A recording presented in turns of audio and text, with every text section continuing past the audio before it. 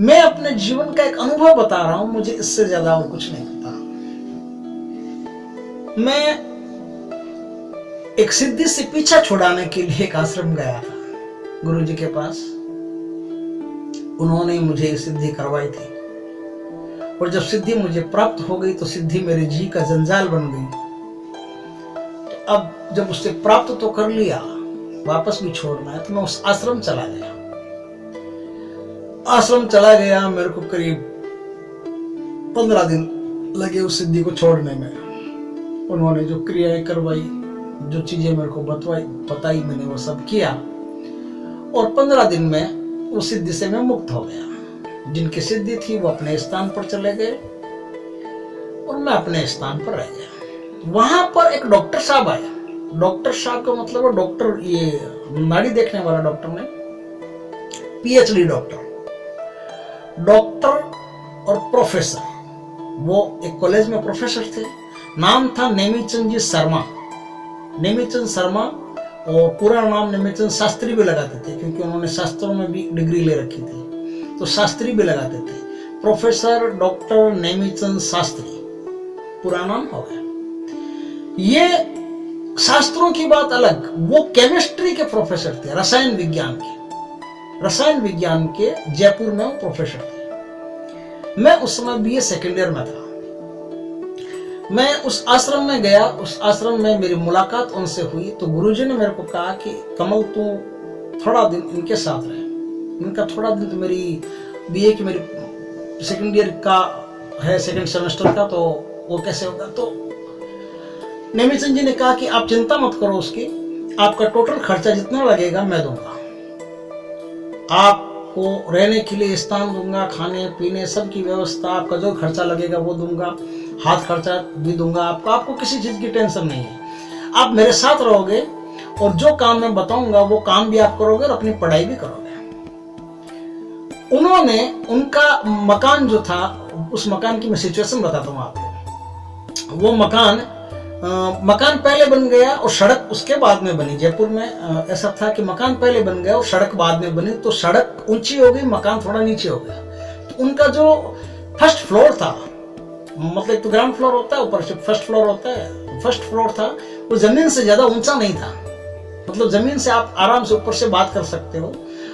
8-1 foot लगभग वो था, करीब 8-9 फुट मान लो, बस 8-9 फुट लास्ट था, इतना ही उनका ग्राउंड फर्स्ट फ्लोर था। मुझे रहने के लिए अपने सामने एक मकान था, उस मकान में बहुत सारे कमरे थे, तो एक कमरा मेरे को दिलवा दिया। बोले ये कमरा आपका है। मेरे घर में जहां मैं रहता हूँ वहां मैं अकेला ही रहता हूँ, क्योंकि बाल ब्रह्मचारी आदमी थे, आगे पीछे कोई था नहीं, अपनी साधनाएं करते थे और स्कूल में कॉलेज में पढ़ाने का काम भी करते थे, रसायन विज्ञान के प्रोफेसर थे। तो उन्होंने मुझे अपने घर के सामने कमरा दिलवा दिया। मैं उनके घर के सामने कमरा ले लिया मैंने, और 8 बजे के बाद में उनके घर में जाना वर्जित था। 8 बजे तक उनका छोटा मोटा काम करना, उनकी साधनाओं में कोई चीज की जरूरत होती, वो आवश्यकता होती तो वो चीज ला करके उपस्थित करनी, फूल लाना, उनके लिए दूध लाना, ये सब छोटी छोटी चीजें थी, वो सब मेरा काम था। तो एक बार की बात है कि मैं काफी दिनों से कुछ हलचलें देख रहा था।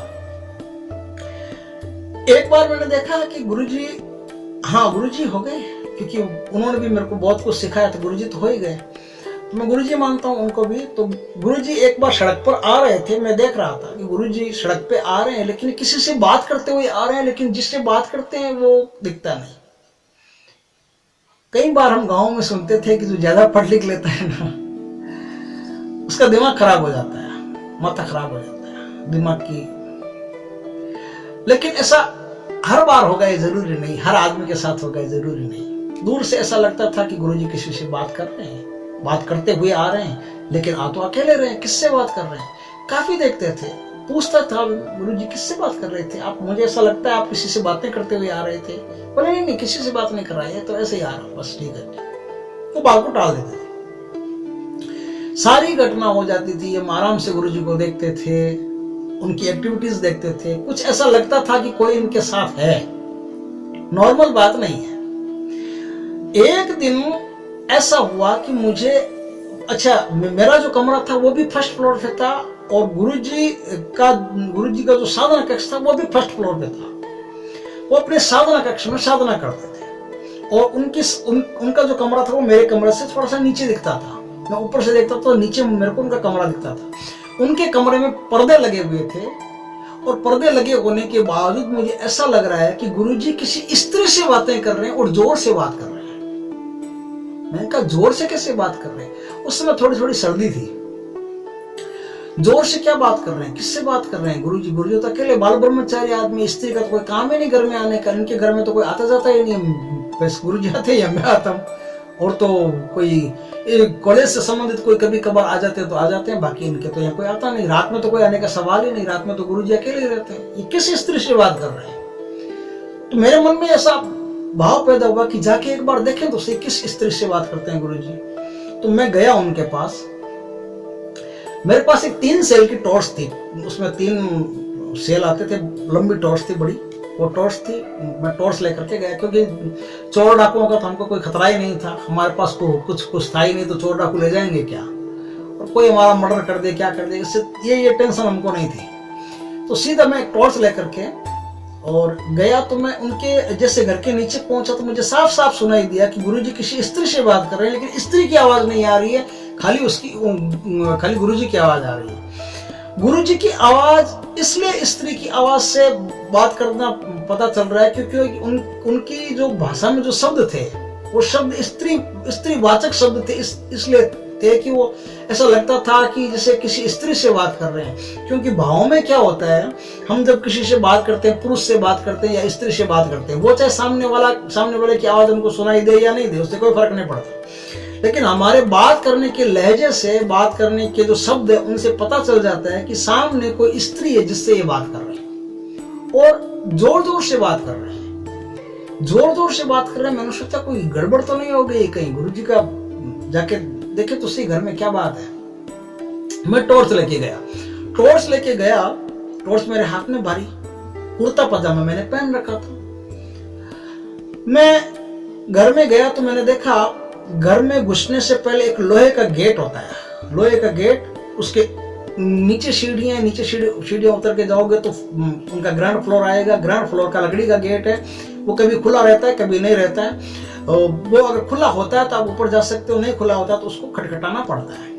और जो लोहे का गेट होता है उसको खटखटाने की कोई आवश्यकता नहीं, वो तो आप उसमें एंगल लगा होता है, आप खींच लोगे तो खुल जाएगा। तो मैं उनके जो लोहे का गेट था, उस लोहे के गेट का जो ऊपर एंगल होता है उसको हटाया, गेट खोला। मेरा एक पैर अंदर था, एक पैर बाहर था। तब मेरे को एक ऐसी चीज महसूस हुई, वो मैं आपके साथ शेयर करता हूँ आज। वहां से मेरे को इतना भयंकर जोरदार धक्का लगा। आपने साउथ की फिल्में देखी होगी, क्योंकि हिंदी फिल्मों में तो जोरदार धक्के नहीं होते। साउथ की फिल्में देखी होगी, जो विलन होता है उसको एक मारता है हीरो, और वो आकाश में उड़ता हुआ ऐसे जाता है ना। तो साउथ की फिल्मों के विलन की तरह एक इतना जोरदार धक्का मेरे को लगा वहां से कि मेरा शरीर फ्लाइंग किया। ऐसे फ्लाइंग मतलब ऐसे हवा में नहीं, फ्लाइंग किया जमीन पे घसीटते मेरे पैर जमीन पे घसीटते जा रहे हैं, और ऐसा लग रहा है शरीर बहुत जोर से पीछे जा रहा है। पीछे जाके मैं सड़क पे गिरा। अब गिरने में एक रहस्यमयी बात यह थी कि जितनी जोर से धक्का लगा उतनी जोर से मैं गिरा नहीं। मैं गिरा तो ऐसे गिरा जैसे किसी ने सहारा दिया है पीछे से, और मैं बाद में गिर रहा हूं। और धक्का इतनी जोर से लगा कि अब यदि ये धक्का जो है वो अगर सामने वाली दीवार से भिड़ गया तो मेरा तो कचूमर निकल जाएगा। इतना जोरदार धक्का, बंदूक की गोली से तेज, इतना जोरदार धक्का था कि अगर लग गया धक्का और इस सामने वाली दीवार से मैं भिड़ गया तो सब कुछ खत्म हो जाएगा, आज ही काम खत्म। लेकिन मैं देखता हूं कि धक्का तो लगा, धक्का लगने के बाद में मैं सड़क पे गिरा। सड़क पे गिरने के कारण क्या हुआ, मेरी जो कोहनी है वो सड़क से टकराई, वो छुल गई। और जो टॉर्च थी, ये टॉर्च मेरे मुंह पे पड़ी तो यह नाक से थोड़ा खून आने लगा, और ये होठ है, होठ थोड़ा सा कट गया, यहाँ से फट गया, होठ पे थोड़ा सा चोट आई, मुंह थोड़ा सा खून से भर गया और कोहनी खून से भर गई, मेरा कुर्ता फट गया यहाँ से। इतनी घटना हुई और मैं जोर से चिल्लाया। मैंने कहा जोर से चिल्लाया तो गुरुजी को ऊपर से लाइट जलाई, लाइट जला के नीचे आके उन्होंने पूछा कि क्या बात है, तू यहाँ नीचे ऐसे औंधा क्यों पड़ा, सड़क पे रेत से भरा हुआ,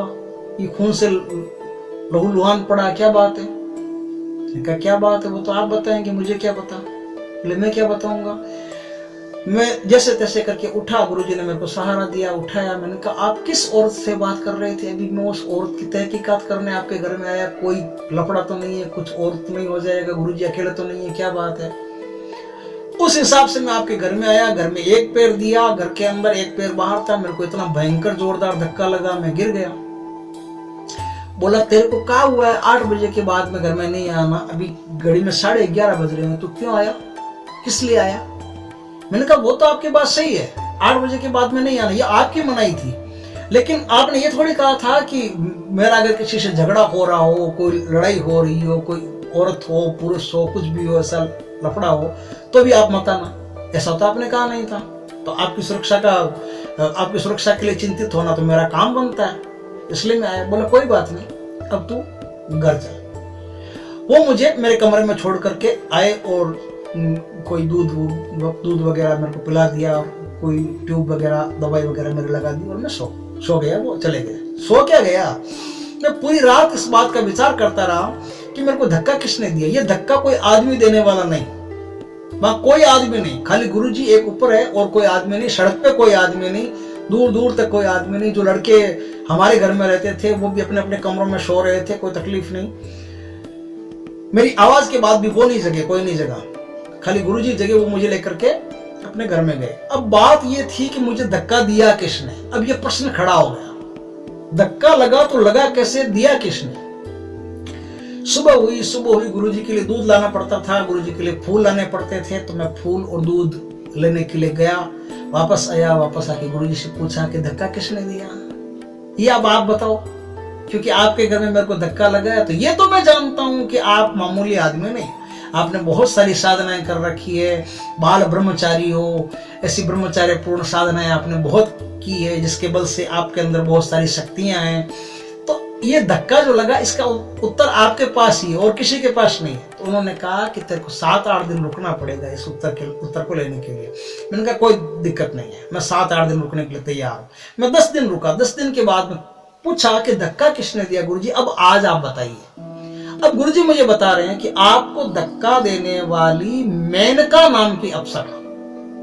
मैंने कहा मेनका अप्सरा ने धक्का दिया? बोला नहीं, अप्सरा किसी को धक्का नहीं देती। अप्सरा तो धक्का देने के, वो तो छुई मुई टाइप होती है, बड़ी सुंदर होती है, बहुत सुंदर स्वभाव होता है उसका, वो धक्का वक्का नहीं देती। धक्का तो आप हमारी आवाज सुनने के लिए घर में घुस गए थे, इसलिए धक्का पड़ा। धक्का देने की ये जो बात होती है, इसको थोड़ा सा गंभीरता से नोट कर लें। आपको धक्का जो पड़ा, ये धक्का दिया यक्षों ने, क्योंकि एक अप्सरा जब किसी से बात करने के लिए जाती है तो 4 यक्ष उसके साथ होते हैं उसकी सुरक्षा के लिए। अप्सरा छुई मुई टाइप होती है, अप्सरा सुंदर होती है, भावों की विभोर होती है, युद्ध वगैरह लड़ाई वगैरह उसको अच्छा नहीं लगता, वो एकदम शांतिपूर्ण प्रेमपूर्ण ढंग से जीने वाली होती है। लेकिन यक्ष होते हैं वो प्रेमपूर्ण ढंग से जीने वाले नहीं होते, वो अप्सरा की सुरक्षा के लिए ही नियुक्त होते हैं, और 4 यक्ष एक अप्सरा के पीछे होते हैं।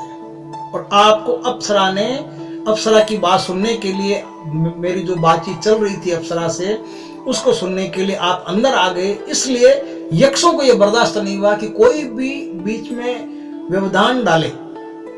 जो साधक है और जो साध्य है, दोनों आपस में कोई भी बात को उनको कोई मतलब नहीं, लेकिन आप यदि बीच में सुनने की कोशिश करते हैं, इंटरप्शन डालते हैं, तो उनको बर्दाश्त नहीं। इसलिए यक्षों ने आपको धक्का मारा। मैंने कहा धक्का इतनी जोर से था कि अगर मैं दीवार से भिड़ जाऊं तो मर जाता, मेरा सर भिड़ गया होता तो तुरंत फटके मर जाता, ऑन स्पॉट मृत्यु हो जाती। तो मैं गिरा एकदम आसानी से। कैसे? क्योंकि गिरते हुए मेरे पैर जो घसीटते हुए जा रहे थे नीचे, और जब मैं गिरा था तो मैं कोहनी के बल गिरा था, और गिरा एकदम सॉफ्ट था। ऐसा भी कुछ नहीं है कि मैं इतना जोरदार गिरा था कि गिरने से मेरी हड्डियां टूट जाए, नहीं, ऐसा भी नहीं है। धक्का जोर से था। बोला संभालने वाले भी यक्ष थे, संभालने वाले भी यक्ष थे, धक्का देने वाले भी यक्ष। धक्का इसलिए दिया कि आप यहाँ से जाओ, और संभाला इसलिए कि आप इन्हीं गुरुजी के शिष्य हो, इन्हीं के साथ सेवा करते हो, सब कुछ करते हो, तो आपको मारने दंडित करने का उनका कोई प्रयोजन नहीं था। आप यहाँ मत आओ बस। इसलिए मैंने आपको कह रखा था कि 8 बजे के बाद में आप नहीं आओ। मैंने कहा ये बात क्या है, आप कुछ बता सकते हैं? बोले हाँ बता सकते हैं, क्यों नहीं बता सकते। अब तो अप्सरा भी अपने गांव गई, अपने अपने ठिकाने गई, आराम से बता सकते हैं। अप्सरा मेनका विश्वामित्र जी के साथ बहुत रही थी और विश्वामित्र जी के पास अणु शक्तियों से नया संयोजन करने की, नई चीजें बनाने की शक्ति थी। विश्वामित्र जी के पास ऐसी शक्ति थी कि वो एक पल में जो आप मैदान देख रहे हो उस मैदान में सुंदर बाग लगा देंगे, ऐसी शक्ति थी, ऐसी दिव्य शक्ति उन्होंने प्राप्त की थी। तो मैं मेनका को बुला करके उससे ये पूछ रहा था कि मेनका, आप विश्वामित्र जी के साथ बहुत रही हो, तो आप विश्वामित्र जी को तो बुलाने की कोई संभावना नहीं है, विश्वामित्र जी तो इतनी आसानी से आएंगे जरूरी नहीं और संभावना भी नहीं है, लेकिन मेनका को बुलाना आसान है। तो मेनका का मैंने आह्वान किया, मेनका को मैंने बुलाया, मेनका को बुला के उनसे पूछा कि मेरे को विश्वामित्र जी की जो शक्तियां हैं वो उन शक्तियों के बारे में आप डिटेल में बताओ कि वो किस तरह से उन्होंने प्राप्त की थी और मैं कैसे प्राप्त कर सकता हूं। तो मेनका ने कहा कि 2 शब्दों में बात है, मैं आपकी बहुत मदद कर सकती हूँ, आपकी हर काम में मदद कर सकती हूँ, लेकिन ये जो विश्वामित्र जी से संबंधित शक्ति है, इस शक्ति को लेने के लिए आपको और मुझे एक होना पड़ेगा। आप समझ गए बात को, आपको और मुझे एक होना पड़ेगा। पुरुष की और पूर्ण पुरुष और पूर्ण स्त्री की शक्ति जब एक होती है तभी उससे कुछ दिव्य शक्तियां प्रकट होती है।